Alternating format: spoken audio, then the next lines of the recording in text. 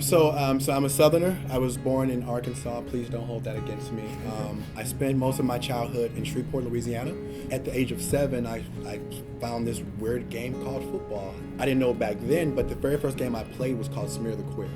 You throw the ball up in the air, and the queer has the courage to pick it up, and everyone else tries to smear him or her. And even though I didn't have the understanding at that point that I was gay, it's interesting that my first involvement in sports was a game called Smear the Queer. In 10th grade was when I first had understanding that I was gay. But at that point also, I was a pretty good athlete. I was probably maybe the 10th best athlete at my high school. My high school had 2,000 kids, so it's a large high school.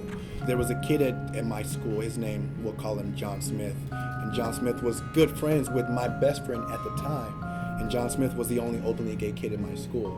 And I used to bully John Smith incessantly. I hated the fact that he had the courage to be openly gay, and I didn't.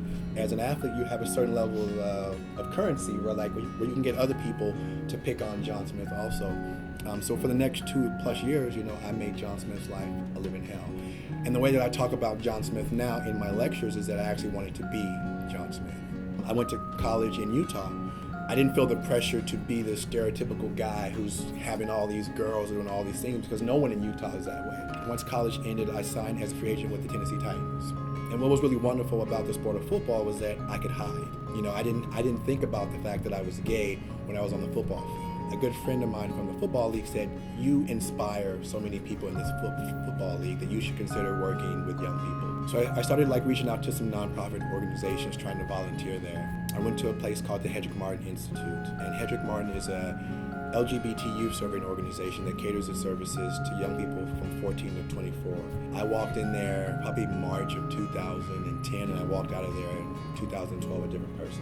You meet the most amazing sheroes and heroes that you could ever imagine. Young people who, at the age of 12, 13, 14, 15, they announce their sexuality to the world, and they could be homeless the very next day. And then Sid kept asking me he's like, "You should tell your story publicly, you can change the world." And I was like, "No, I can't, who really cares?" And he finally asked one last time, and I said, "Sure, you can tell my story if I get to tell the stories of these young people." They had an interview done of me, and it came out, and I went viral, as my boss said. So for 3 straight days, I was the most Googled person on the face of the earth.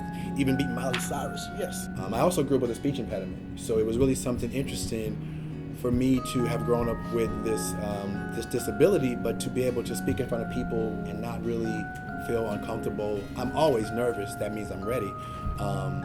But it was really a beautiful thing.